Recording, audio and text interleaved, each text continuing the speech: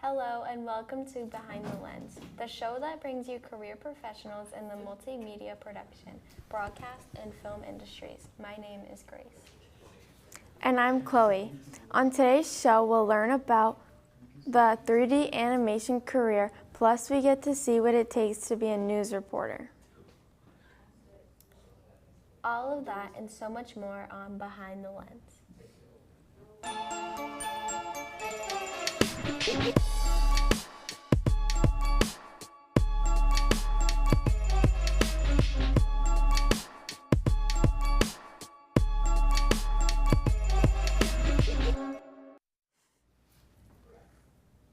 Thanks again for joining us. Let's dive right into the first career. With social media woven deep into the fabric of our lives, there are so many ways to view content. Today's content creators produce video on nearly every platform available. Being a content creator comes with a full day of working. Here I am with a breakdown of my day as a content creator. Hi everybody, my name's Chloe. Today I'm going to start off by answering questions that you guys had about my career as a content creator. The first question is, what is your typical work environment like? I would say that it is not a high-stress environment whatsoever, and I can film and upload wherever and whenever. The second question is, what are important skills to have in your career? Some important skills are good communication, good storytelling, and creativity. These are most important because when creating content, you have to be understandable and likable by the internet. The last question that I'm going to answer is, what is a day in your life like for you as a content creator? To answer this question, I'm just going to show you. I woke up at 7 a.m. and prepared what I was going to do for my video. This is usually writing out a list of ideas, and sometimes I even script things out. Next, I go to my studio and start recording. Lastly, I hit the editing room to fine-tune my final video. Now I'm going to plan out my video for tomorrow. Thank you guys so much for watching. Don't forget to like, comment, and follow. See you guys tomorrow. Thanks so much, Chloe. I always wanted to know what it took to be a content creator. 3D animation has changed the landscape of movie making, from creating mind-blogging visual effects to creating entire worlds. Animating anything takes time and effort. Here is Christian presenting a day in the life of an animator. Take a look. Hello everybody, my name is Christian and I will be telling you all about a day in the life of an animator. First things first, I have to explain what the purpose of being an animator is. Basically, an animator is given a character or object and their job is to bring that character or object to life using the magical powers of animation. When I was trying to get into animation, I needed a lot of skills, like I needed to take my artistic skills to the next level. I also really needed to know how to use animation softwares and get better at storytelling. Being an animator doesn't necessarily require a lot of college degree, but it would look good on your resume if you went to college for animation. Take me for example. I am totally old enough to go to college. Anyways, let's talk about the work environment. Typically, the work environment is either at home or at an office-like studio. But if you prefer to work somewhere else, then you can. Sometimes the workspace can get a little stressful, and that's usually because being off schedule can make people go crazy. Crazy. I was crazy once. They locked me in a room. A rubber room. A rubber room with rats. And rats make me crazy. Crazy. I was... Dude, you're literally a rat. Well, I'll be. Well, that was interesting. Whatever. Let's talk about my salary. Currently, I'm not getting paid at all. Haha. You can't spell loser without L. Why is everyone exploding? Well, that doesn't matter. What does matter is how much animator gets paid, not me. Average salary is approximately $64,000 to $110,000, and the highest salary is roughly $190,000. Now, time for some Q&A. Alright, the first question is this a popular career? In my opinion, animation is a popular and growing career. So, yeah, I would say it's pretty popular. The second question is, is there a high demand for people working this job? Honestly, with the amount of animators out there, I would say that there is a high demand for them. The third question is this career hard to get into? Well, it really depends on if you're trying to be professional or not. If you're trying to go professional, then yes, it is pretty hard to get into because you need to have a really good artistic skills. If you aren't trying to go professional and you're simply just animating for fun, then it doesn't really matter. Okay, final question. Are there many opportunities available for this career? Okay, it honestly depends on what type of animation you are going for. If you're going for 3D animation, I'd say that there are a decent amount of opportunities for that. 2D animation's opportunity rates are basically the same as 3D animation. If you want to do animation for anime, then the opportunities are quite low. It also depends on your skills. To wrap things up, being an animator isn't a joke, most of the time. If you want to pursue this career, then follow your dreams and don't let anything stop you. Thank you for watching, everyone. My name is Christian, and this has been a day in the life of an animator. Thanks, Christian. Being a 3D animator looks like an amazing career. Speaking of 3D animation, Sufyan and Andrew are now joining us with episode number 67 of their show, and their topic all about being a video game designer. Take it away, boys.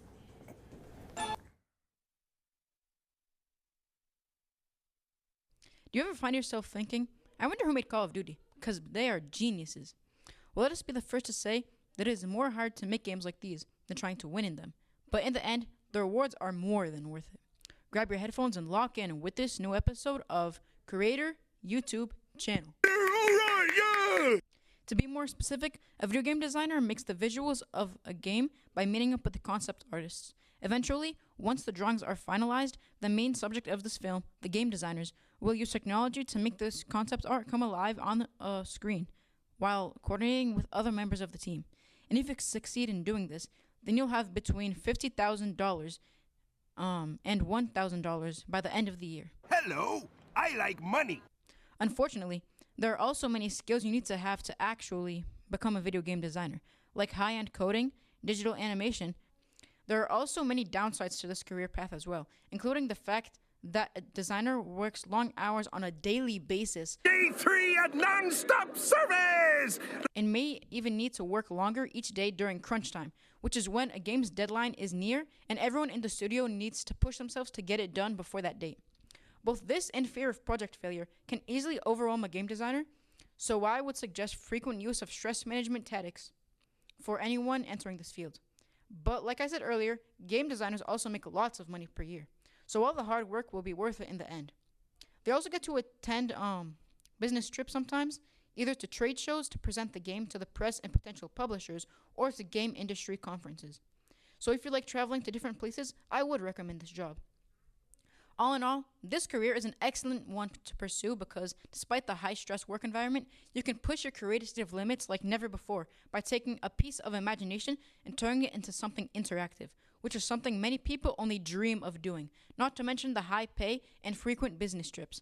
Even though we would want everyone to get a job in video game design, we especially recommend it to anyone who likes the outdoors, good stress management, determination, high-end innovating skills, and teamwork skills. Make sure to like, subscribe, and show your support for Careers YouTube channel on Patreon. Also make sure to send us lots and lots of money so we can make more videos like these. We now only accept payments in pennies, no more nickels or dimes. Great job, Andrew and Sufyan. It sounds like you really love video games and career in game design. It's just a thing for you. Have you ever thought of where we would be without actors? How about what it would take to become an actor? Today, Ashley and Chloe bring their latest episode of Actors Offset. Take a look. Welcome to Actors Offset, and today we'll be discussing actors that have been in dozens of movies and TV shows over the years. This is Chloe, and she's an actress in many movies that you've probably seen. Chloe, what was the process like of becoming an actress? There was a lot of training and acting classes over the years. It was definitely a lot of work. Where were your acting classes? The classes were mostly in school. I joined an acting and theater club, and after other semi-performance skills, I got to have a few other classes out of town, which were way more advanced. What type of skills do you need to become an actor? Great question. I needed a lot of practice with voice control and especially control with emotions and empathy. In terms of performance skills, having strong communication, memorization, and lots of creativity is definitely a good impression going into acting. That seems like a lot of work. It sure is. What makes being an actor such an interesting career? Good question. Something that makes my job so fascinating is that I get to travel quite a bit for the different environments, and I also get to work with talking to other people most of the time. What types of places do you like to travel to? I've gone to many tropical places, including Florida and Los Angeles. Well, it was interesting to listen to all of these question answers. It's time that we end the show today, and thank you, Chloe, for answering for everyone. Of course, it was very fun to answer these. Thanks, Ashley and Chloe. I always wanted to be an actress. As you can see, I'm great on camera.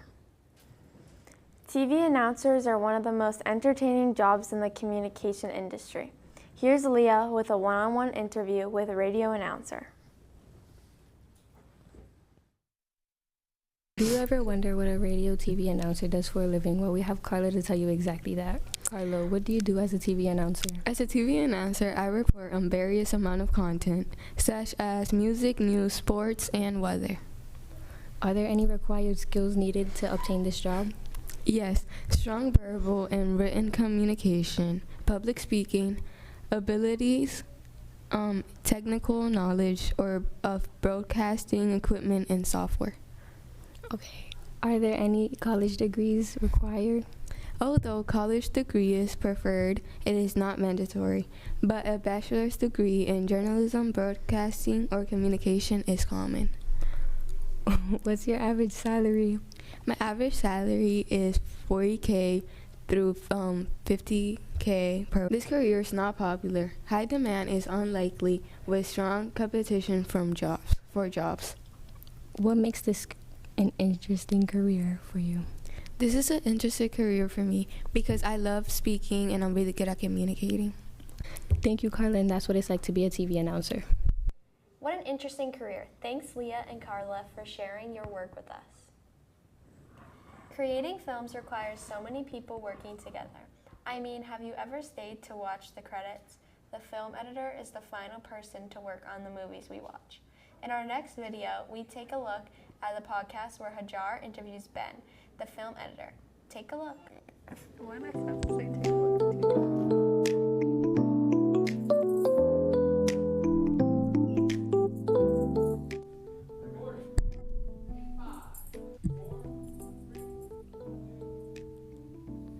This is Hajar here along with our special guest, Ben.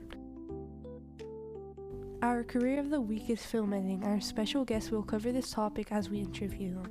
Starting with the first question, how long have you been on the job? I've been working in this profession for about 8 solid years, and hopefully I will continue. Alright, to the next two questions. When did you start and what made you get interested? I started getting interested in this career and job around high school and college.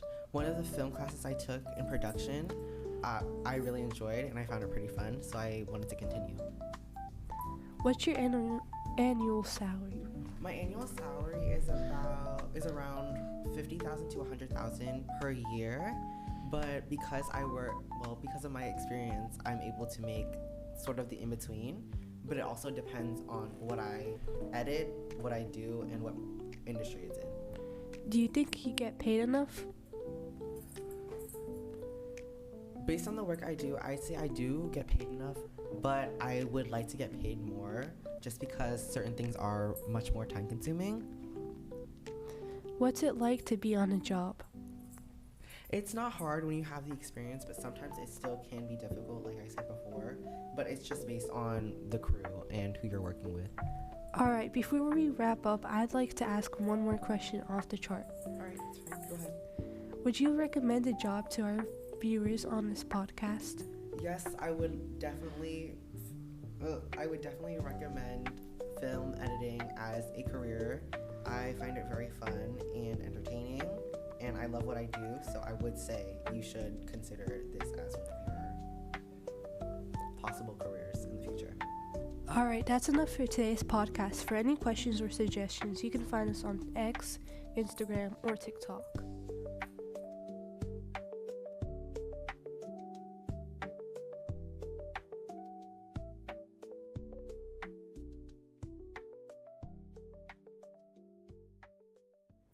Great job, Hajar and Ben. I'm definitely interested in being a film editor.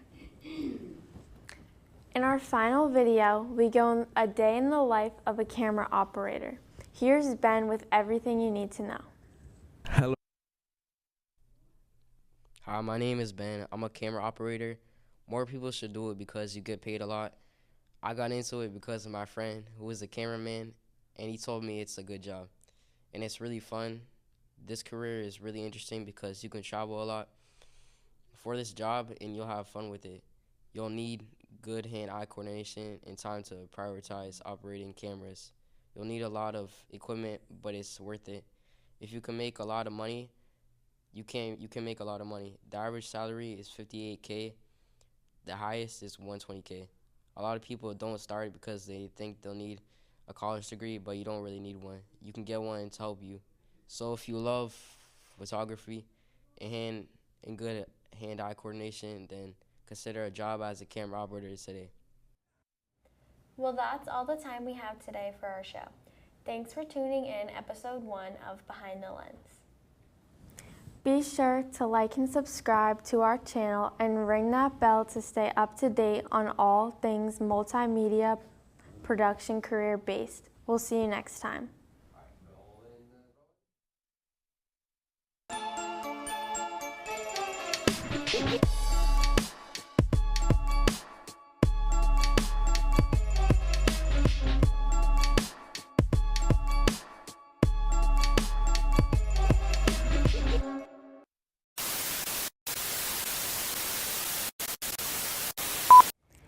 Thanks, Christian. Being It's a 3D. my turn. No, it's not. Oh.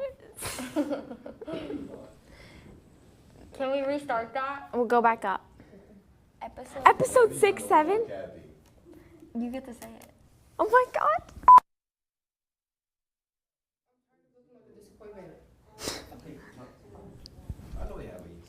Great job, Andrew and Sophine. It sounds like you really, sorry, I don't know how to pronounce that Sufyan. name. Can I restart? How do I pronounce it? Sufyan. Sophian. Nope. Sufyan. Sufyan. Yes. Okay, I'm ready. Go. Great job, Andrew and Sophian. It's Sufyan. I'm so sorry, Sufyan, if you're listening. Okay, I'm ready. Have you ever thought of where we would be without actors? How about what if it would take... What does that even say? How about what if? That doesn't make sense. Go. Okay. 3, 2, 1.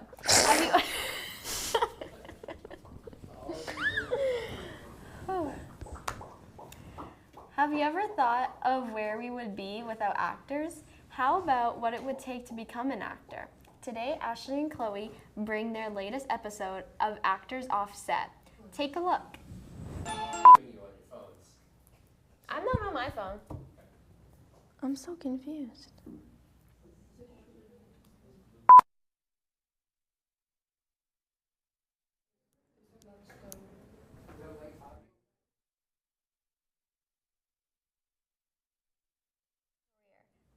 Thanks. Okay, so why isn't it going? A day in the life of a camera operator. Here's Ben with everything you need to know. Hello everyone, this is Jaden. We're here with Alex today. We're gonna be talking about being Ben with everything you need to know.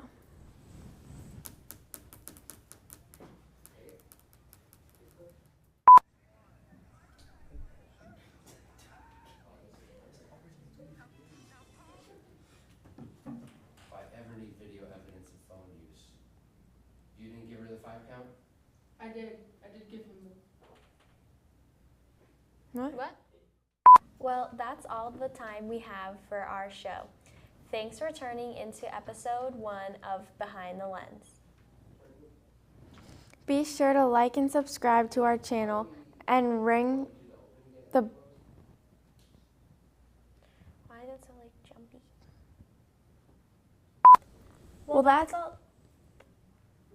Well, that's all the time we have for our show.